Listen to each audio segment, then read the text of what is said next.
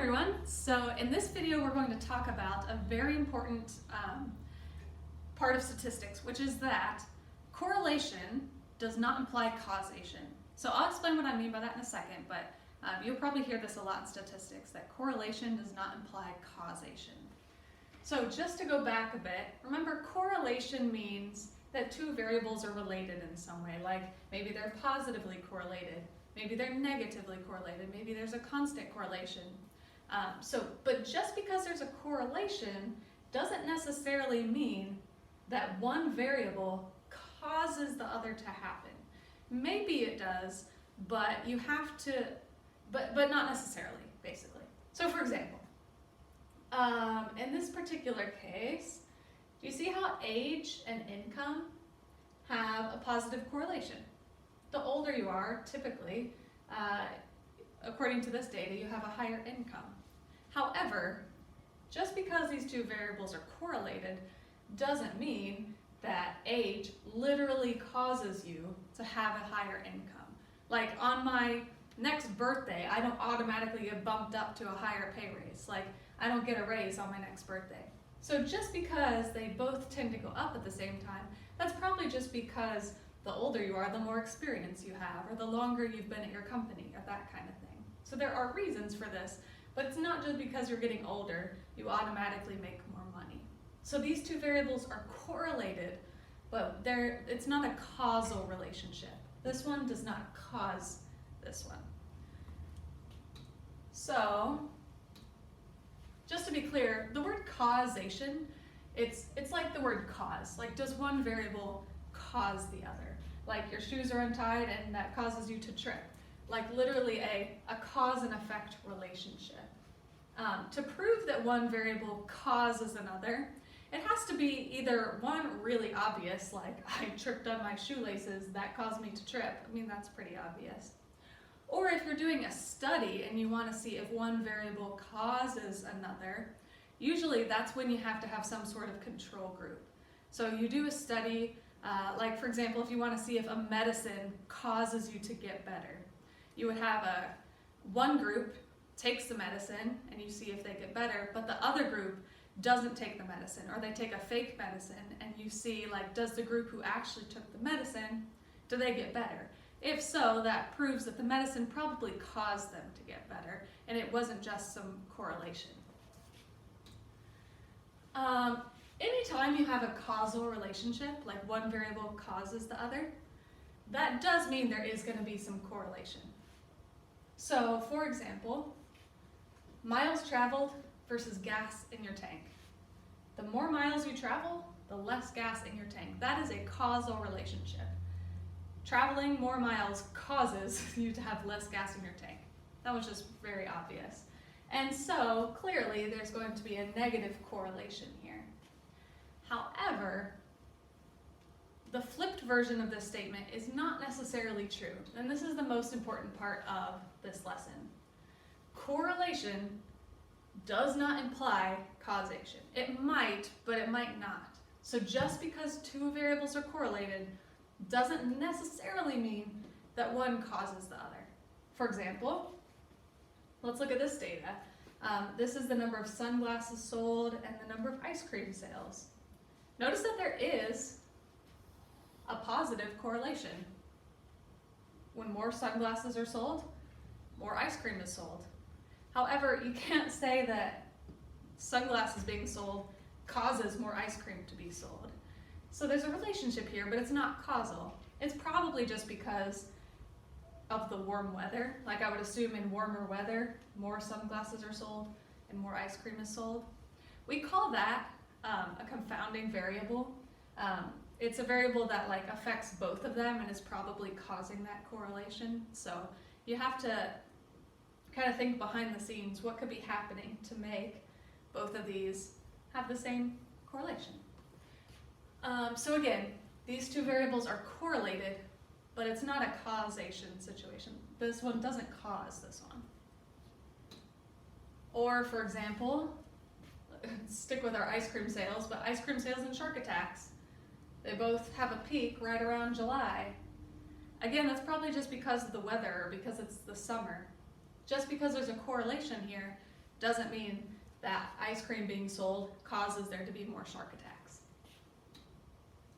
I just want to show you some of these because I think they're interesting, and I don't know how well you can see this on the video, but there are some really weird correlations out there in the world. So I pulled this from a site that basically took all sorts of different data sets and they ran them all against each other to see which ones were correlated, that were very closely aligned. And so here's a few of those. The number of math doctorates awarded and the amount of uranium stored at US power plants are very closely correlated for some reason. It's a R value of 0.95, which is very close to 1. As you can see, they kind of line up. Again, obviously those don't cause each other, but they happen to be correlated. The number of people who drowned by falling into a pool and the number of films that Nicolas Cage appeared in are, for some reason, very strongly correlated. That one's only a 0.66 R value, but still pretty closely correlated. Again, not a causal relationship though. The consumption of mozzarella cheese and the amount of civil engineering doctorates are very strongly correlated. It's about a 0.96 R value. And the number of letters in the winning word of the spelling bee and the number of people killed by spiders are also pretty strongly correlated.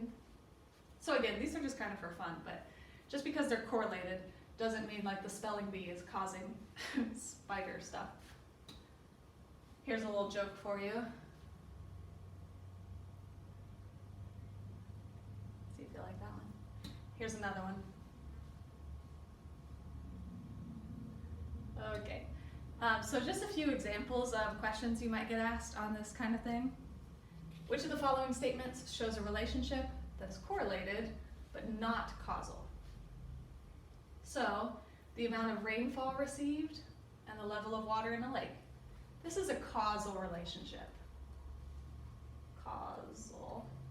Did I spell that right? Okay. If there's more rain, the lake goes up. That's literally causing the lake to go up. So that's a causal relationship. The number of lights left on each day and the amount of the electric bill. The more lights you leave on, your electric bill is going to go up. That causes your electric bill to go up. So this is also a causal relationship. The increase of warm sunny days and the number of ice cream vendors visible. Again, you might say those are probably related. The more warm sunny days you have, you're probably going to have more ice cream vendors. However, it's not causing it. You can't say for a fact that, for sure that, oh, if it's a warm sunny day, I know for sure that there's going to be more ice cream vendors. Again, they probably are correlated, but one's not causing the other. And so this is a correlation, but not causation. And then on D, the number of hours worked and how much money is made. I guess this is assuming you get paid by the hour, but if you work more hours, you get paid more money. And so that is literally a causal relationship. So the only one that was correlated but not causation is this one. Often the answer that's correlation but not causation is something to do with the weather. Oh, it's warm, so it's causing all these things to happen. Here's another example. So this time we're just going to say, is it causation or is it correlation? The number of cold, snowy days and the amount of hot chocolate sold. So again, these are probably correlated. The more cold, snowy days you have, you're probably going to sell more hot chocolate. But you can't prove that it's causing you to sell more hot chocolate. Nobody's forcing you to sell the hot chocolate on those days. So this is causation, correlation.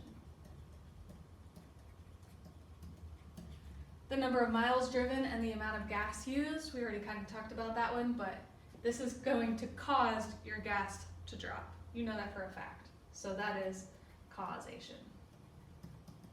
And since it's causation, there will be some correlation as well, so I guess we could say and correlation.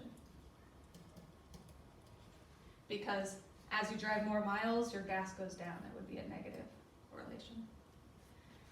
The annual salary and blood pressure for men ages 20 to 60. So are salary and blood pressure related? There might be a correlation here, maybe the lower you make, the higher your blood pressure or something like that. So it's possible that there's a correlation, but we can't prove that this is causation. You can't be like, oh, I make $10,000 less than you, so my blood pressure automatically drops or something like that. You can't prove that one causes the other, but there might be a correlation. And then number 4, the age of a child and his or her shoe size. Again, there's probably a correlation here. The older you get, the bigger your shoe size might be. But you can't, it's not necessarily causation.